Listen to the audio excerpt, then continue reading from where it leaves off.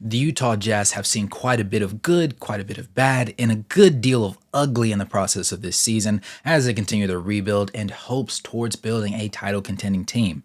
One of those bright spots from their rookie class happened to be Keyonte George, and while there were, to his credit, some really high highs, there was also some really low lows, and we're going to talk about those today.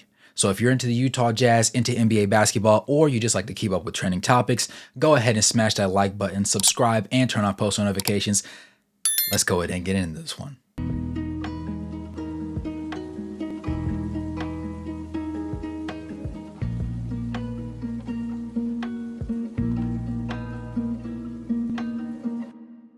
To list off Keyonte George's accomplishments, he was top 5 in assists and points by rookies this season. He was tied for the most threes ever by a rookie in a game with 9 in the latter half of the season.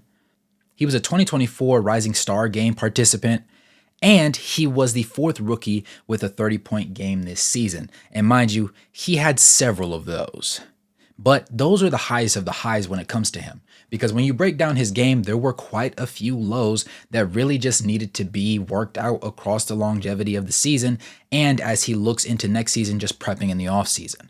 We found that off the catch, Keyonte George shot an abysmal percentage from 3. However, off the dribble, he shot extremely higher, particularly in step-back situations.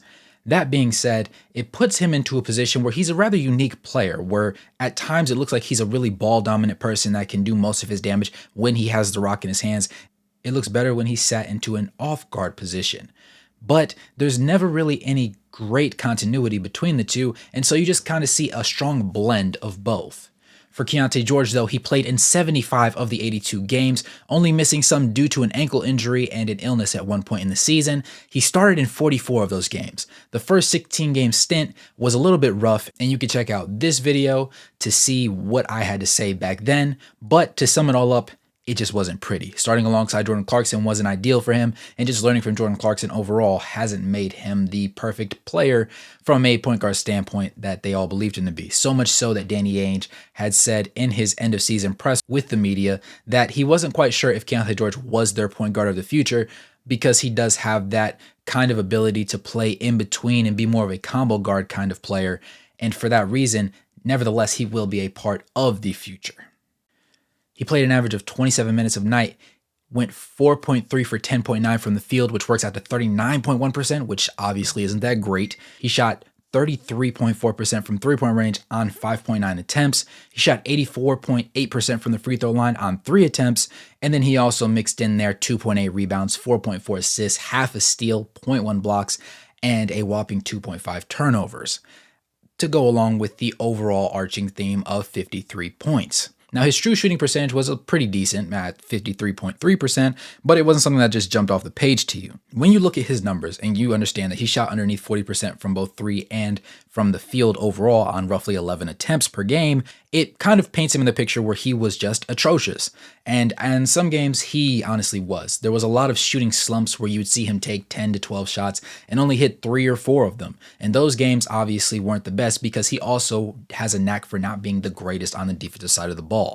Nevertheless, Keyonte George does have a lot of room for growth, and at 6'4", I think that there's a lot that he can learn from the likes of Chris Dunn and other players on the roster that are more defensively oriented and have that ability to showcase that on a consistent basis. Whether or not he ends up being the point guard or the shooting guard for the long term of the team, or if he just ends up being a 6-man kind of piece, he's going to have to learn how to be a little bit more proficient on defense.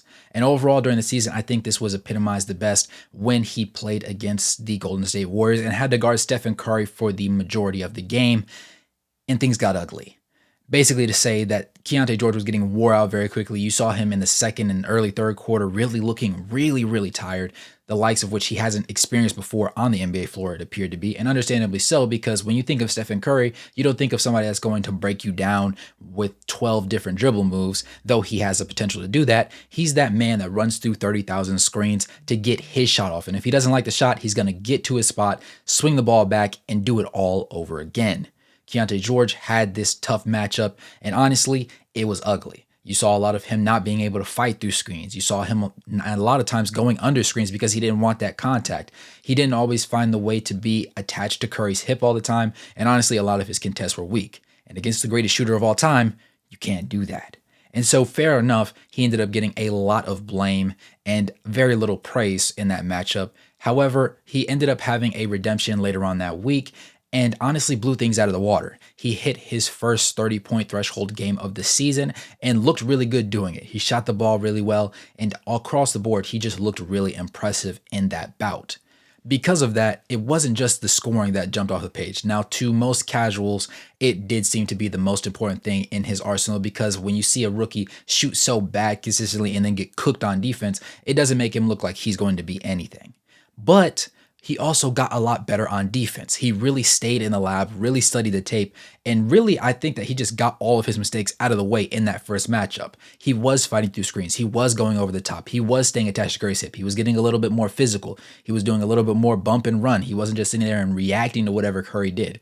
He was less so letting the offense attack him and more so guiding the offense into positions where he felt comfortable playing defense. And that's the kind of game that we need him to have more often and continue to build on. Now, of course, Curry's going to get his nevertheless, but you still want to have the opportunity to be competitive. You want to make things a little bit difficult for him in the process, because while Curry is the greatest shooter of all time, he's still reaching those years in his career where things are going to be a little bit less consistent. And if you're a rookie team or you're a team that just has a lot of young players, you want to be able to take advantage of that and have the advantage of fresh legs as much as possible. Keyonte George really showed that in that second game, and I think that growth in his ability to understand his film and understand what he needs to do going forward, along with the coaching from the other players on the team and from the coaching staff, Will Hardy and the rest, it made the most sense that he would continue to grow. And over the rest of the season, we did see a lot more Keyonte George, impressive games and impressive bouts, but overall, there was just a little bit more negative to look at, as evidenced by his over 10 field goals a game and shooting under 40% from the field. Notably, there have been several guards in the past that have shot terrible in their rookie season and also been really bad on defense. So for that reason, I don't think that we can write him out just yet. However, I lean towards Danny Ainge's statement when he said that he's not sure if he's the point guard of this team's future, because in my eyes, he isn't. I think of him more of a shooting guard kind of guy because, again, his high turnovers per game, though it was 2.5 and was only eclipsed by Jordan Clarkson's 3, it made more sense that Keyonte George just spent most of his time attacking. Remember, at Baylor, he actually didn't play the point guard position. He hasn't played point guard since high school. His year at Baylor, he played as small forward and weighed as much as 230 to 235 pounds. He ended up losing that weight during that time of the draft evaluation process and got down to that 185 that we've seen him at this season. And now he's trying to relearn where he should be on the floor at the highest level of basketball possible. So cut the kid some slack.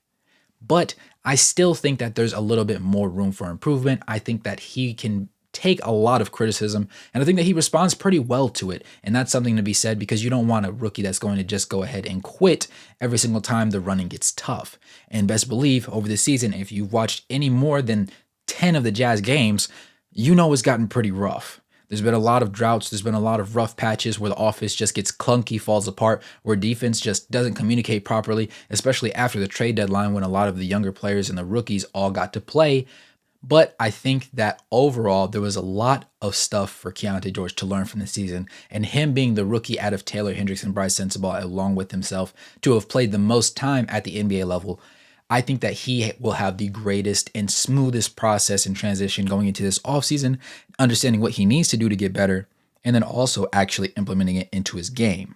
Mind you, they've also recently added Avery Bradley to their front office, and while he doesn't necessarily have a esteemed specific role, whether it will be in the front office or as a side coach assistant in this situation, Avery Bradley is known for being a defensively oriented guard that also rebounded well, also was a decent enough playmaker, and could get buckets at times when it was necessary. I think that that would also be another impressive thing to add to your coaching stable, especially when you have a guard like Keyonte George and you have other guys that you're planning on bringing along that need that type of veteran presence.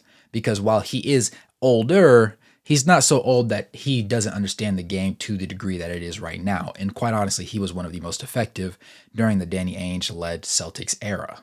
But with all that being said, let me know what you guys think about Keyonte George's season. Let me know what you think about his highs. Let me know what you think about his lows. And tell me where you think he fits in the long-term future of this Utah Jazz roster. With that being said, it's your boy Wraith Hoops. Thanks for tuning in this video. Go and smash that like button, hit that subscribe button, turn on post notifications, and become a member to help support the content. And with all that being said, good morning, good evening, and good night, no matter where you're on the globe watching. Thanks for tuning in, and I'll catch you guys